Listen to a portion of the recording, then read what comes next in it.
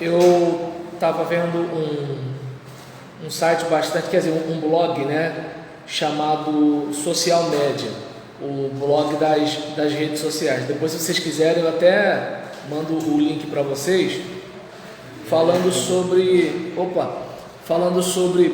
plano, projeto e programa. E aí, de acordo com esse artigo, esse artigo aqui publicado no blog, a gente observou, né, algumas informações que eu acredito que vão somar para a gente.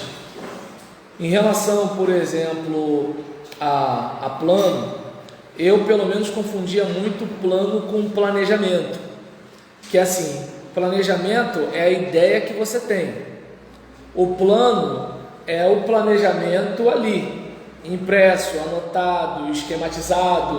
Não sei se deu para perceber assim, a diferença, que assim, para mim, o que estava no papel era o planejamento.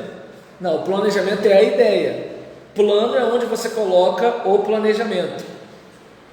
Enrolei ou... então tá bom. Aí nisso, não, porque a gente quer prolixo, às vezes a gente quer ajudar e atrapalha. Então, o planejamento é a ideia e o plano é construído. Isso, exatamente. Então, por exemplo, no caso do plano, ele tem as informações que inclui os objetivos gerais daquilo que a gente quer fazer. Então, por exemplo, suponhamos que a gente vá fazer um planejamento estratégico, seja para a vida, seja para a igreja, seja para alguma coisa. O planejamento é aquilo que você quer, só que aquilo que você quer vai se concretizar, né, naquele esquema. Então é como se você estivesse passando, né, para um papel, para um texto, para algum tipo, né, de meio, aquelas ideias de um modo organizado.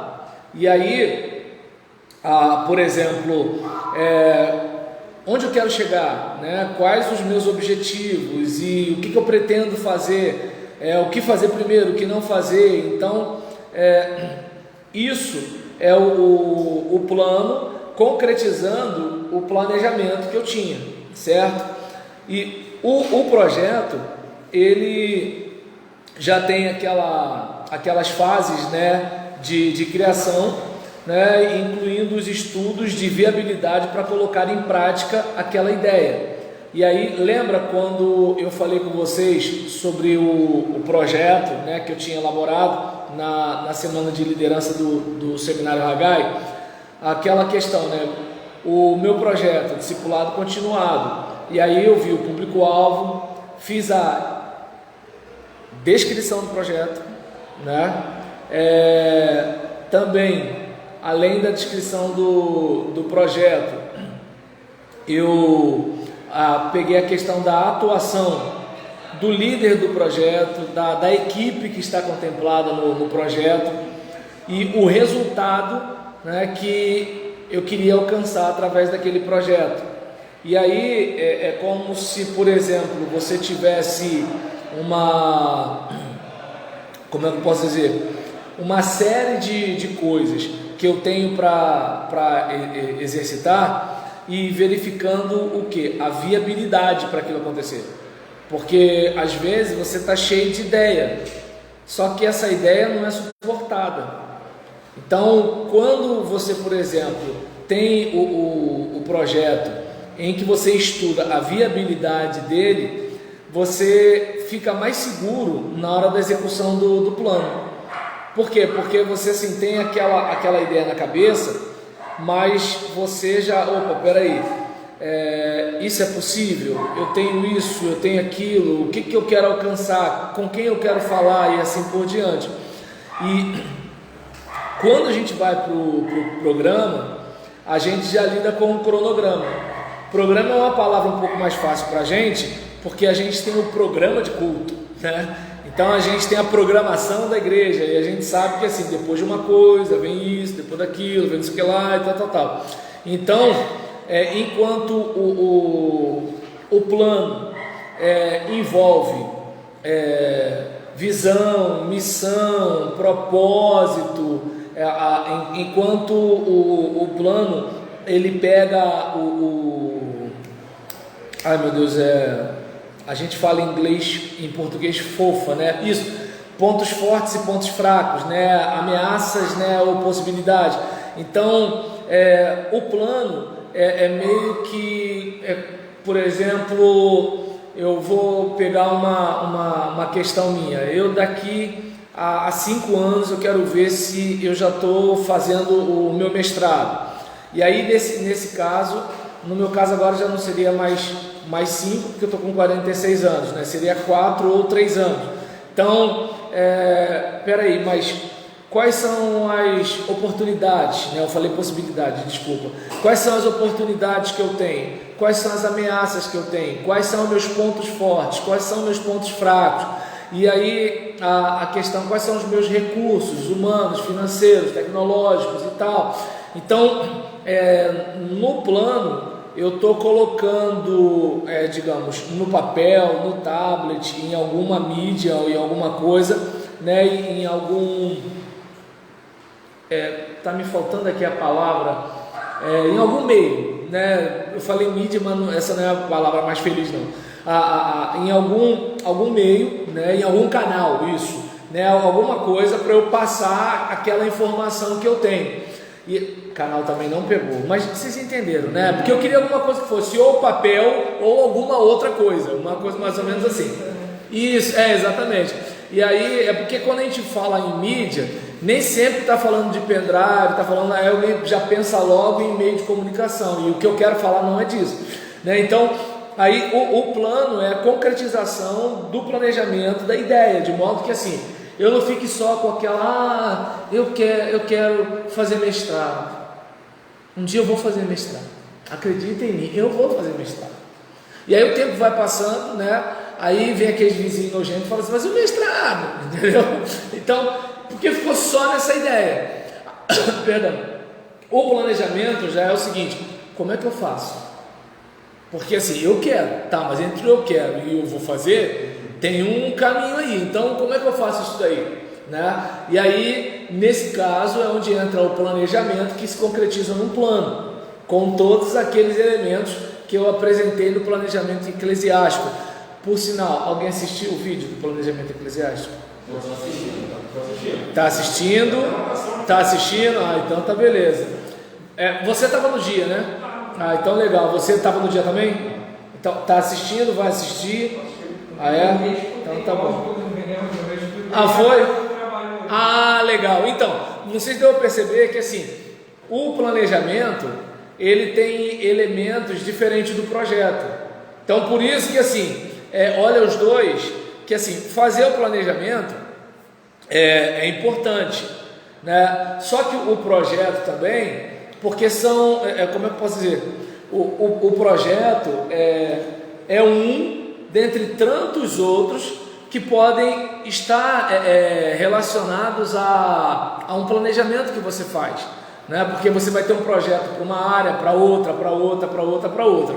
O planejamento eclesiástico já tem um plano para toda a comunidade, né? E assim, e que tem várias frentes, porque a comunidade não tem uma missão só, não tem um trabalho só, tem vários, né? Agora, por exemplo, a organização X pode ter só aquele ali, né? E aí o programa quando a gente faz isso? Hora tal, dia tal, mês tal, né? Semana tal. Então, a gente vai executar em 52 semanas, ou então a gente vai fazer em 12 meses, a gente vai fazer em 3 meses, em 4 meses, e assim por diante. E aí, a gente, por exemplo, vai observar, né, que assim, enquanto, né, o plano, ele tem as informações, incluindo os objetivos gerais do que se pretende fazer. O projeto tem todas as fases de criação, incluindo estudos de viabilidade para colocar em prática a ideia. Lembra? Um é o todo, o outro, né? E o programa está mais focado no cronograma em si, embora ele sempre esteja ligado a um plano ou um projeto. Porque se você fizer um plano, o que vai acontecer? Vai chegar uma hora que você vai ver a meta, Quando? Né? Porque senão, porque o planejamento ele acaba chegando no calendário, embora o planejamento não seja calendário. Mas quando a gente fala de planejamento em igreja, geralmente o pessoal fala assim: janeiro eu quero isso, dia 12 eu quero não sei o que lá. E assim, isso não é planejamento, isso é calendário. É claro que assim, a parte difícil, né, principalmente no nosso contexto de igreja batista, é que assim, a gente ouve muitas vozes, e nem sempre essas vozes são vozes de pessoas preparadas para a matéria. É como, vou pegar o meu caso, eu não entendo absolutamente nada de obra.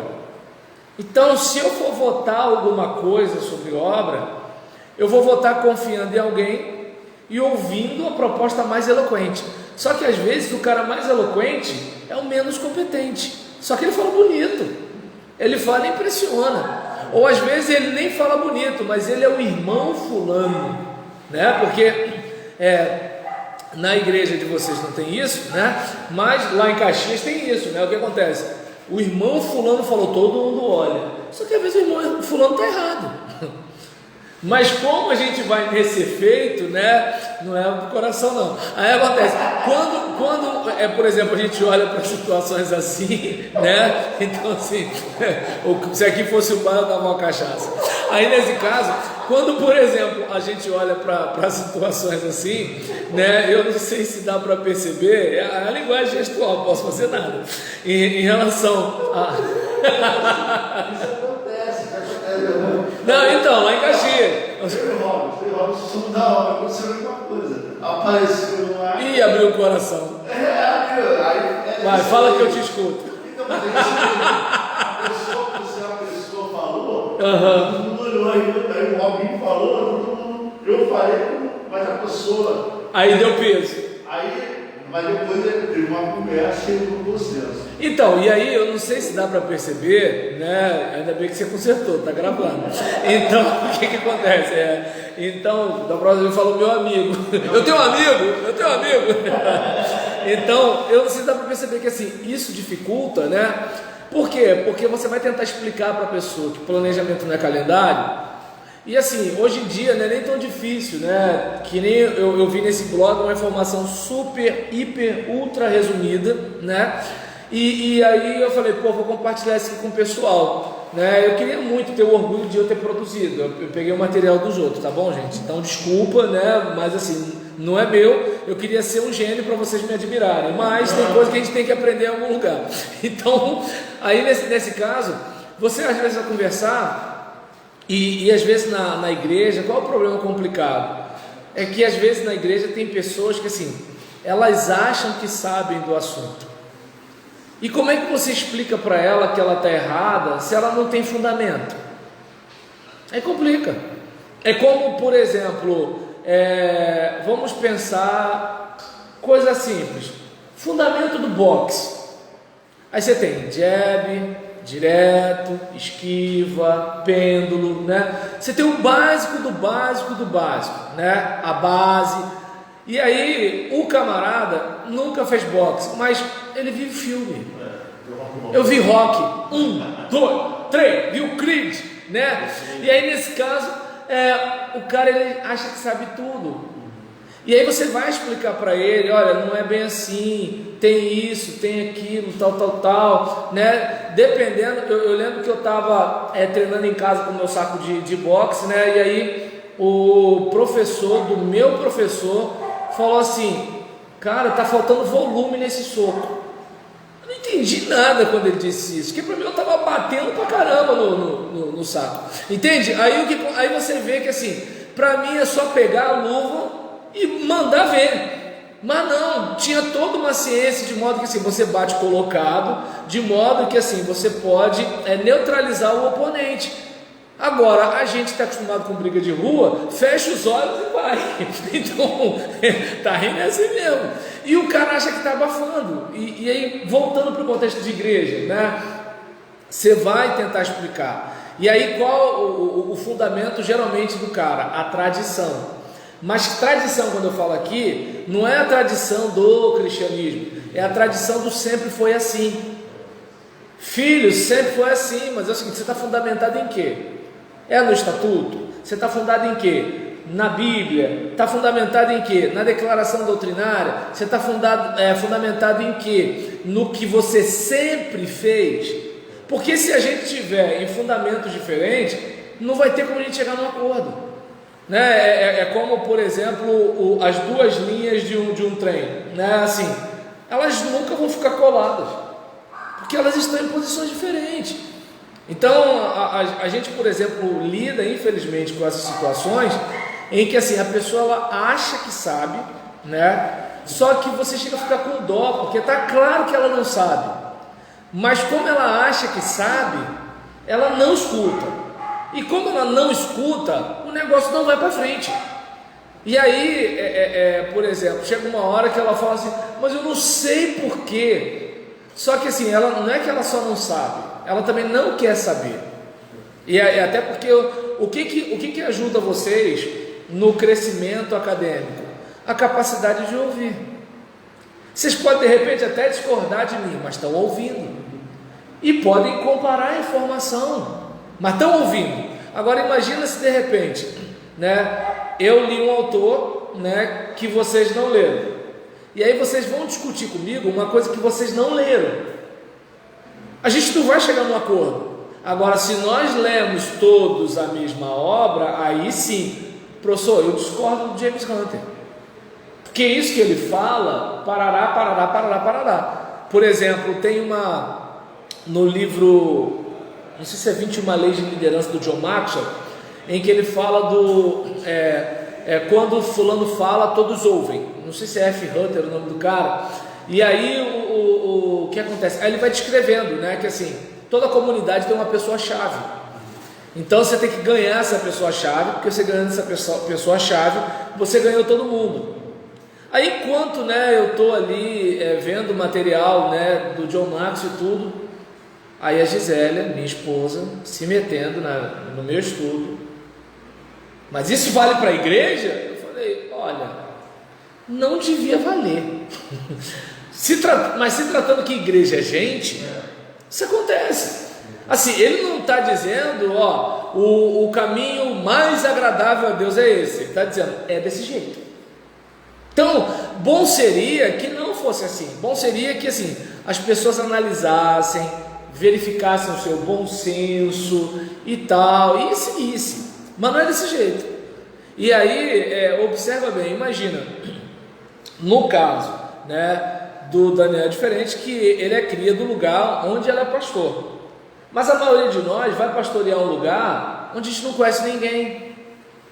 Até você ganhar o coração das pessoas, quanto tempo demorou para você conduzi-las no caminho que Deus colocou no seu coração, e que eles diziam que estavam orando, esperando um pastor, diziam que queria a direção de Deus. Senhor, traz um pastor para nos dar a direção, que a gente já sabe qual é. Deu para entender? Então,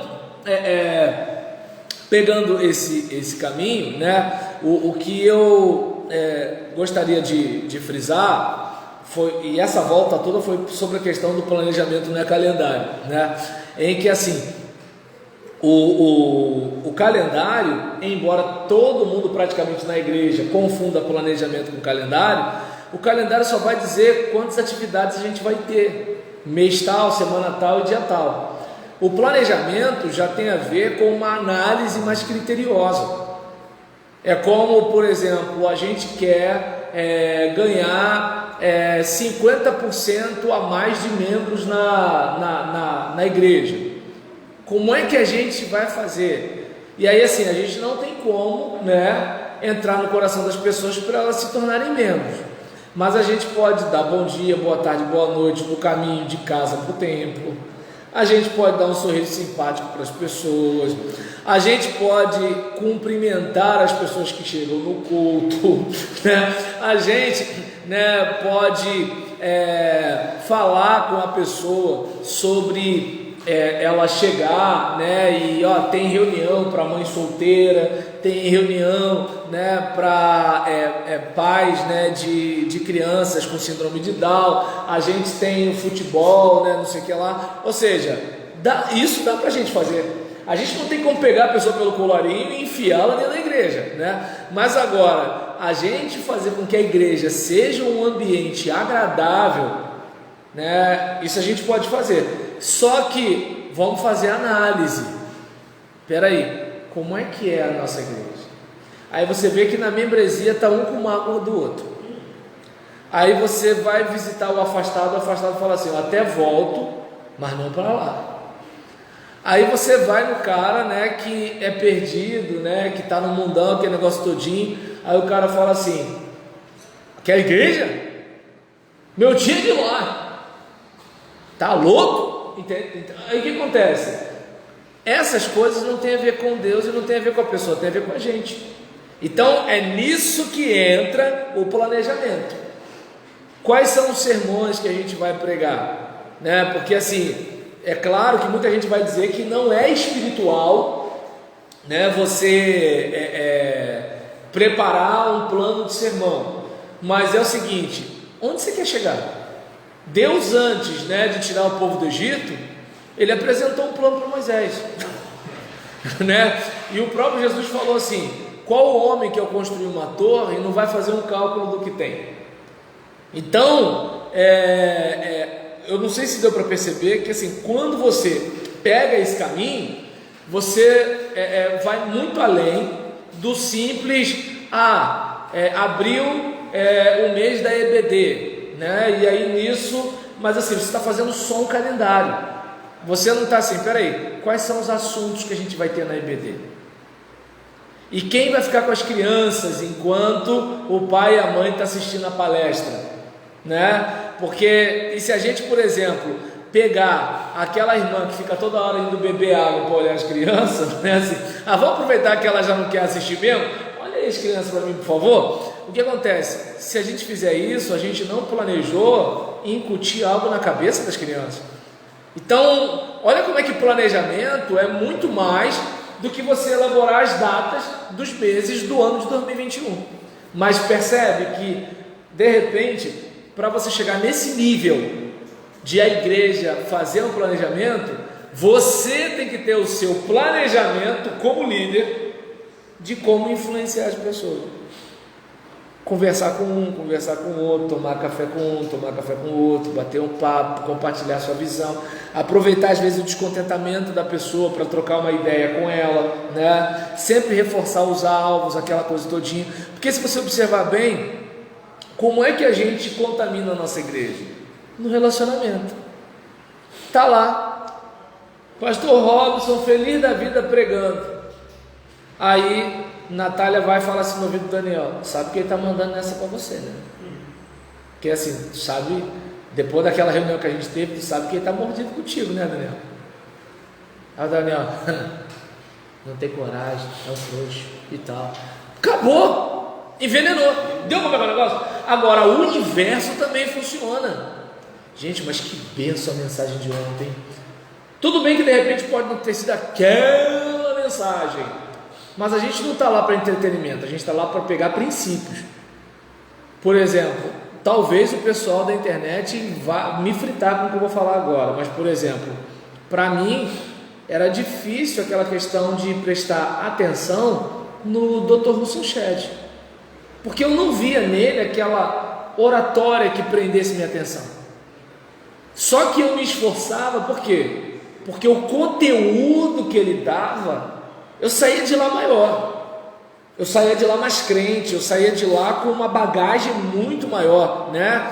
E aí nisso, agora por exemplo, imagina, é um retiro de pastores, fui dormir 2 da manhã, a palestra dele é 9, é uma luta. Agora, por exemplo, se eu for ouvir o pastor Luiz Saião rindo, descontraindo, usando analogia com futebol, eu vou curtir a parada e vou aprender. Mas percebe que assim, quando você pega o miolo da coisa, aí você conversa com o irmão: rapaz, você viu aquilo que, poxa, a irmã fulana pregou ontem, né? A gente precisa repensar isso, cara. Eu não lembro a última vez que eu evangelizei uma pessoa. A pessoa, mas também não é bem assim, porque a nossa vida é corrida e tudo tal. Não, fulano, tudo bem, até concordo, nossa vida é corrida assim. Mas, pelo menos assim, um folheto da igreja na bolsa, a gente carrega. A gente dá pelo menos um folheto na mão de alguém que está no mesmo ônibus que a gente.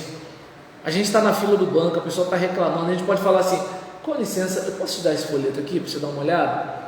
Depois me diz o que você acha. Então, ou seja, olha como é que assim, aparentemente é natural, só que você está sendo estratégico. Agora eu pergunto, cadê a ovelha para fazer isso? Entende? Ovelha para fazer o que a Natália fez no ouvido do Daniel existe. Aí você percebe que assim, dá para fazer, só que você como líder precisa fazer um planejamento. Você como líder, como é que você faz para contagiar o pessoal? É como, por exemplo, transformar, né, a pessoa que gosta de falar da vida dos outros numa pessoa que vai falar da vida de Jesus, entende? Ou seja, em vez de eu ficar falando, né, do Robson, porque o Robson, não, porque Jesus. Não, mas você viu fulana de tal? Rapaz, isso me lembra uma passagem de João. Entende? Não, mas você viu, rapaz, aquela reunião, aquele homem é muito... Aquele cara não é crente, não. Rapaz, isso me lembra Isaías. Lembra, no capítulo tal? Então, assim, até que chega uma hora, eu lembro que eu tinha colega de trabalho que me criticava, né, com outro irmão, agora ele é pastor também, que falava assim, pô, mas todos vocês é só Bíblia, né? Porque a gente almoçava na hora do almoço junto, né, aquela coisa todinha, mas vocês estão conversa de Bíblia, só Bíblia, né, e Natália, desculpa, eu falei, vocês queriam falar de quê? Da Playboy? Pô? Aí pronto, aí o pastor Roberto já é grosso, entende? Não tem amor pelas pessoas, mas você percebe que assim, nisso que você vai fazendo a coisa, você está fazendo estrategicamente, e não é errado você fazer estrategicamente, que na cabeça das pessoas, quando você é estratégico, você está manipulando as pessoas para o mal. Não, você está fazendo como um pedagogo, você está fazendo como um professor, você está fazendo como um mentor, você está fazendo como um treinador. Seu relacionamento é intencional. Você não está fazendo um negócio assim, não, peraí. Você coloca aquelas meninas da igreja porque você quer de alguma forma trazê-las, né, mais para Cristo. Você se aproximou dos jovens da igreja porque você quer trazê-los mais para Cristo. Entende? Assim, o seu bate-papo com os irmãos é um bate-papo estratégico. Mas percebe que assim, como nós falamos, a gente muitas vezes não se dá conta, né, da nossa caminhada, né, em relação ao nosso trabalho. A gente vai meio que assim, no deixa a vida me levar. E é claro que assim, o texto era um texto de 20 linhas mais ou menos, mas parece que são 10 páginas, né, gente? Isso aí é por minha causa, não é por causa do blog não. Depois vocês vão olhar, eu vou mandar o link para vocês, vocês vão perceber. Todos vocês têm o meu número da Oi, não tem?